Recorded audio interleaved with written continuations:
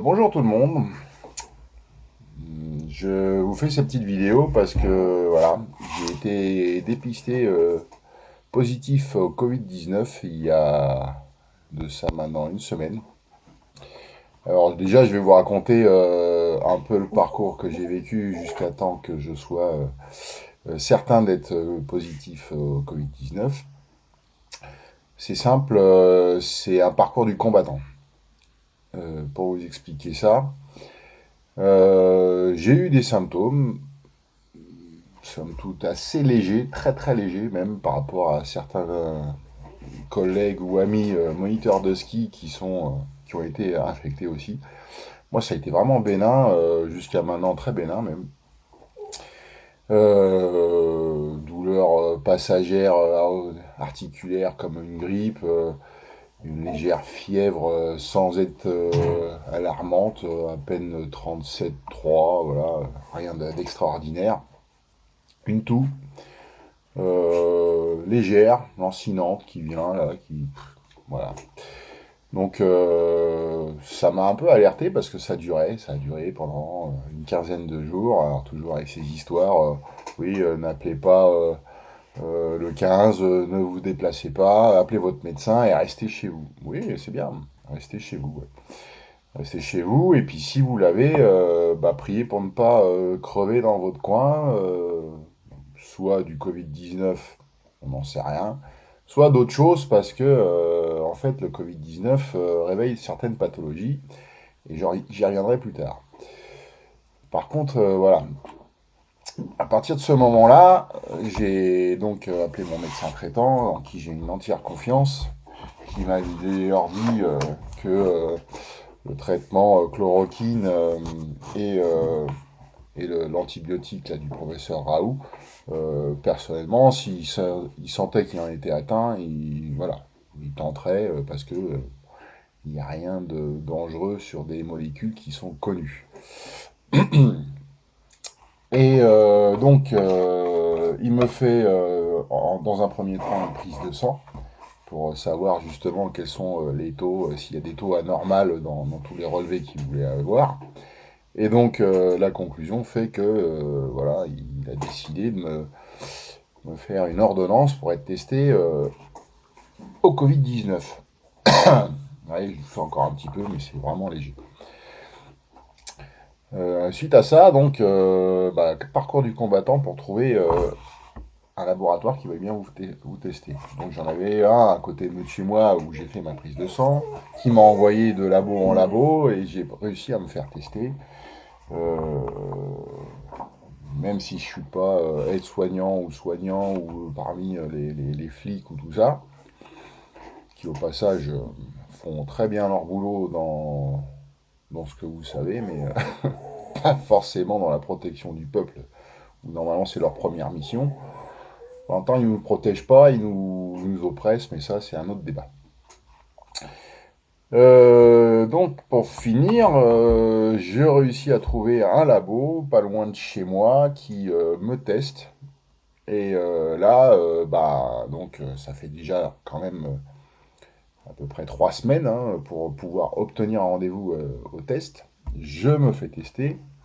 Une semaine après, je reçois le test, les résultats du test, et je suis positif. Depuis le test, je l'ai eu hier. Donc on est le vendredi 17 avril. Et donc hier, 16 avril, j'apprends que je suis positif. Donc voilà.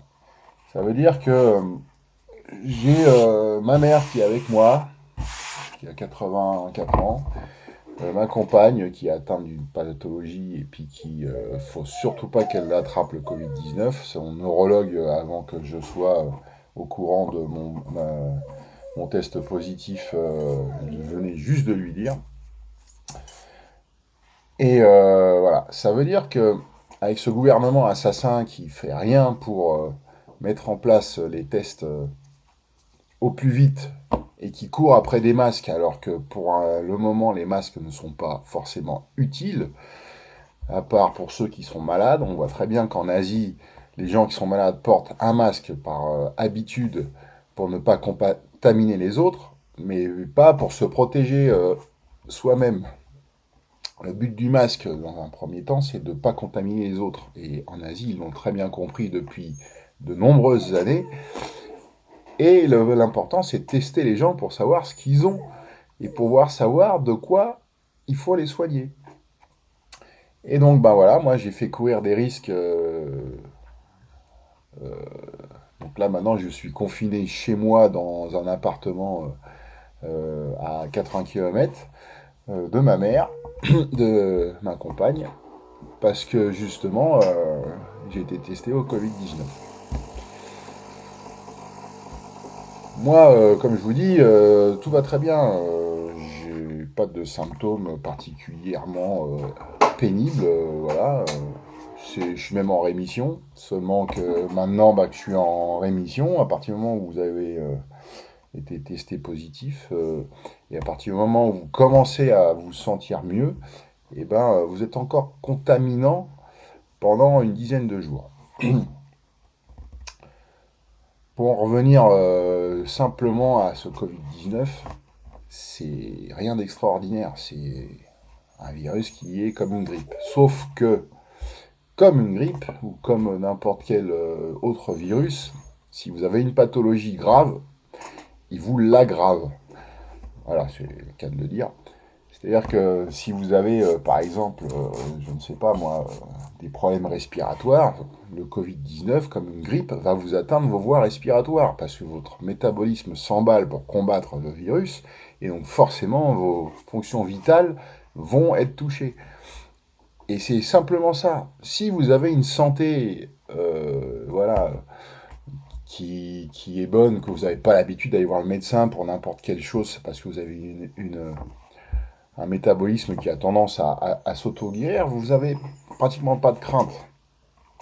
En plus, apparemment, les traitements antibiotiques, il y a la piste du docteur Raoult, du professeur Raoult, pardon, que j'appelle le docteur Raouz, parce que apparemment, nous avons quelqu'un qui arrive, comme dans cette série, à trouver des, des, des méthodes peu orthodoxes par rapport au dogme médical. Et puis d'autres médecins qui, dans leur coin, ont trouvé aussi d'autres substances connues et qui marchent, parce qu'apparemment c'est une vulgaire grippe un peu plus puissante, plus costaud.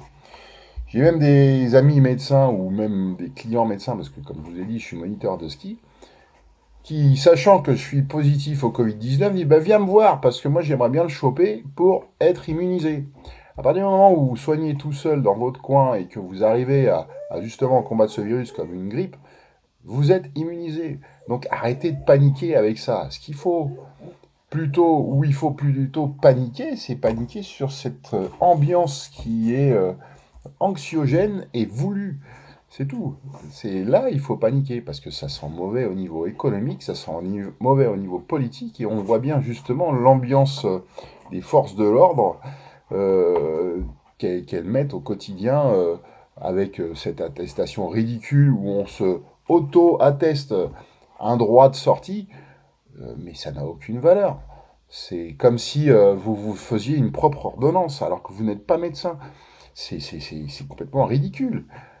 Je ne comprends même pas qu'on se laisse faire avec ça, avec une attestation. Moi, personnellement, l'attestation, depuis le départ, j'ai un bout de papier que je rectifie quand j'ai envie, et puis selon l'heure. J'ai un effaceur avec moi, ou du Tipex avec moi en rouleau, là. Et puis, si j'ai dépassé l'heure, je modifie l'heure, et puis c'est tout. Mais je peux rester 4 heures dehors.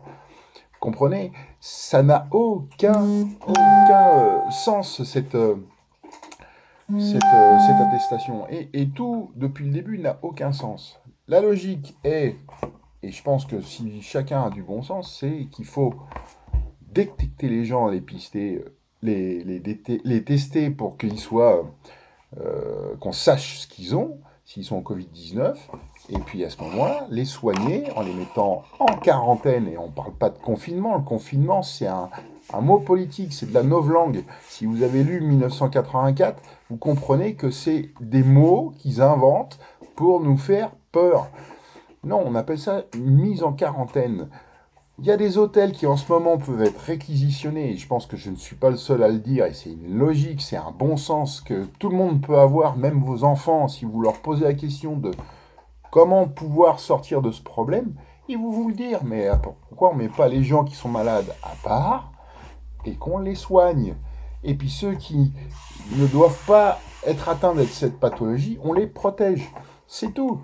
Mais là, on n'est pas du tout dans la protection, on est dans la répression totale. Juste pour vous dire que voilà, je suis positif au Covid-19, tout se passe bien pour moi, c'est chiant parce que voilà, euh, les gens nous sont tellement dans une anxiété voulue et dans cette angoisse de ce Covid-19 que l'on nomme tous les jours, où on nous rabâche qu'il y a des morts tous les jours. Alors, bien sûr, il y a des morts, ouais. Il y a des morts, mais de quoi? La question, c'est de quoi? Moi, perso, j'ai le Covid-19, je suis pas mort. Voilà. J'ai des amis qui ont leur mari. J'ai une amie là, qui a son mari qui est mort. Ils savent pas de quoi. C'était un médecin qui, apparemment, il est mort sur son lieu d'exercice. Qu'est-ce qu'il avait comme pathologie auparavant qui fait que le Covid-19, qu'il a peut-être contracté ou pas, fait qu'il est mort de sa pathologie?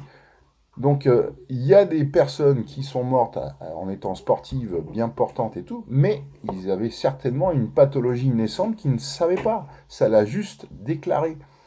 Or, ce qui est choquant maintenant, et j'ai vu ça dans un reportage récent, on amène les gens aux urgences. Notamment, j'ai vu une personne de plus de 80 ans amenée aux urgences. L'urgentiste voit qu'elle a les bouts des oreilles bleues, qu'il a les bouts des oreilles bleues. Résultat, sans le tester, sans quoi que ce soit, direct en réanimation, intubé. Mais pourquoi? Avant, on le teste, on va savoir si vraiment c'est ça le problème. Et sinon, on le traite normalement de la pathologie pour laquelle il était au départ amené par les pompiers. C'est-à-dire qu'au départ, on l'a amené pour du diabète, puis après une insuffisance respiratoire. Mais qui dit que c'est le Covid-19 qui l'a mis en insuffisance respiratoire ou son diabète? Comprenez? 80 ans, c'est une personne fragile. Donc forcément, une personne fragile de 80 ans contracte la grippe, c'est le même résultat. C'est un Covid-19, la grippe c'est pareil. C'est le même résultat. Voilà. Donc maintenant, quand est-ce que ce gouvernement et quand est-ce que nous allons arrêter de nous laisser faire? Parce que là, je vois tout et n'importe quoi sur les réseaux sociaux concernant justement euh, le pouvoir en place, le gouvernement qui fait tout et n'importe quoi. Dès qu'on sort de ce confinement, nous allons leur tomber dessus. Mais vous pensez qu'en les mettant en garde comme ça, restant emprisonnés chez vous, vous pensez qu'ils vont vous donner l'autorisation d'aller les chercher? Mais il faut pas attendre. Il faut sortir. Faut arrêter. Faut arrêter de attendre l'autorisation de quelqu'un qu'on va aller chercher et pas mettre à l'échafaud. Non mais, ça a un non-sens ça aussi. Imaginez que vos enfants sont en classe et que la maîtresse n'a plus le pouvoir sur sa classe. Donc elle dit, vous sortirez à partir du moment où vous serez gentil. Ouais, je sais pas si c'est un bon exemple. Je pars dans un truc, mais voilà, c'est ça, ça a un non-sens. C'est un non-sens total. Nous attendons l'autorisation de gens qu'on veut absolument mettre devant les tribunaux. Voilà. Et ils le savent qu'on va les mettre devant les tribunaux parce qu'ils font des conneries depuis le début qu'ils sont dans ce quinquennat. Ils font que des conneries. Donc voilà. Donc, connerie sur connerie, le Covid-19 est la goutte d'eau qui fait déborder le vase. Et ce confinement, alors là, c'est le vase qui va pas déborder, mais il va exploser. Voilà. Ça va mal finir, ces histoires. Donc, soit on prend les choses en main assez rapidement, on arrête de rentrer dans cette psychose là, voilà, quelqu'un a un masque, bah oui, oui, il a un masque, il est malade, c'est tout. Donc au lieu de, de se dire ah non, faut pas l'approcher et tout, non, déjà, il faudra peut-être lui demander s'il a besoin d'aide. Voilà, il y a un moment, il faudra peut-être lui demander s'il a besoin d'aide. Qu'est-ce que c'est que ces histoires? Vous êtes en train de vous faire diviser tout simplement par la peur. Ça s'appelle de la novlangue, ça s'appelle de la mise en condition, et vous êtes totalement conditionné pour vous faire avoir. Lisez 1984, là, vous êtes confiné là, lisez 1984, ou regardez le film, je le dis plus d'une fois sur Facebook, ou regardez V pour Vendetta, regardez d'autres films d'anticipation et de science-fiction qui font que vous avez des gens qui sont sur Terre, sur une Terre complètement polluée, atteinte par des virus, et puis vous avez tous les riches qui sont en haut là, sur leur belle station satellite, euh, qui ressemble à un petit paradis, et qui ont droit de vie et de mort sur ceux qui sont restés sur Terre. Alors qu'ils déjà ils ont des conditions merdiques et déplorables. Mais voilà, regardez Minority Report aussi. On est en plein dedans. Voilà, la science-fiction est devenue une réalité. C'est ça qui est terrible. À croire que Hollywood nous a prévenu que ça allait nous tomber sur la gueule. Et connement, tout le monde, nous rentrons dans leur jeu. Non mais, il va falloir un jour se réveiller. Voilà. Donc, je suis positif au Covid-19. Je suis en train de guérir. Dans pas longtemps, je pense que ce sera fini pour moi. Je serai sorti de cette connerie. Et je vous dis tout de suite, hein, le confinement, pour moi, n'existe pas. Je ne suis pas à Paris, ça c'est clair. C'est d'autant plus facile pour moi. Mais par contre, évitez de vous déplacer et de faire des kilomètres pour aller vous mettre ailleurs en France. Parce que le problème, c'est que comme vous êtes toujours dans le diviser pour mieux régner, les gens, ils vont pas vous attendre à bras ouverts en province. Ils vont au contraire vous dire, mais restez chez vous. Parce que si vous voulez sortir de votre merde, commencez à balayer devant votre porte et pas venir mettre le problème chez les autres, d'accord? Donc si vous voulez sortir de votre merde, c'est chez vous qu'il va falloir vous battre. Nous, chez nous, on prend les choses comme on doit le prendre, c'est-à-dire que quand on n'est pas d'accord, on se manifeste, d'accord? Les gilets jaunes, vous avez vu en province, c'était les plus actifs. Et d'ailleurs, c'est tous les gilets jaunes de province qui sont montés sur Paris et qui étaient les plus actifs. À Paris, vous êtes dans la merde, démerdez-vous. Prenez votre problème et prenez vos couilles et résolvez votre problème vous-même. Vous avez tous les pouvoirs et toutes les instances de ce gouvernement qui sont à Paris. Vous descendez dans la rue, vous allez vous friter avec les gens qui vous empêchent d'aller voir ces gens qui nous mettent la pression au quotidien et l'oppression, je dirais même, au quotidien. Et vous allez voir que à ce moment-là, vous aurez le soutien de l'ensemble du pays. D'accord? C'est tout. C'est comme Macron. Il veut résoudre les problèmes de l'Afrique en arrogant, en disant voilà, nous sommes les Français, nous sommes les sauveurs. Enfin, ce gouvernement, parce que je pense que la majorité des Français, ils disent mais pourquoi ils nous parlent de l'Afrique à l'heure actuelle, alors qu'on a nous-mêmes un problème? Tout simplement parce que l'Afrique, ils sont dans la merde en ce moment, c'est parce que nous les avons mis, enfin, nos gouvernements depuis 40 ans les avons mis dans la merde. Maintenant, c'est pareil, les Africains, il faut qu'on les laisse tranquilles et qu'ils prennent leurs problèmes, qui résoudent leurs problèmes par eux-mêmes. Et ils s'en sortiront tout seuls, ils ne sont pas plus cons que nous, ils sont aussi intelligents, je dirais même, et même, ils ont même des fois plus d'intelligence que nous parce qu'ils arrivent à se démerder avec très peu pour vivre au quotidien, et bien mieux que nous, alors que nous sommes des assistés du progrès et de l'électronique et de tout ce que vous voulez. Nous sommes des assistés par rapport à des Africains. Voilà. Alors maintenant, arrêtons d'être arrogants, résolvons nos problèmes nous-mêmes et arrêtons de nous laisser faire. Voilà. Allez, bon courage à tout le monde, arrêtez d'avoir peur et ayez du bon sens.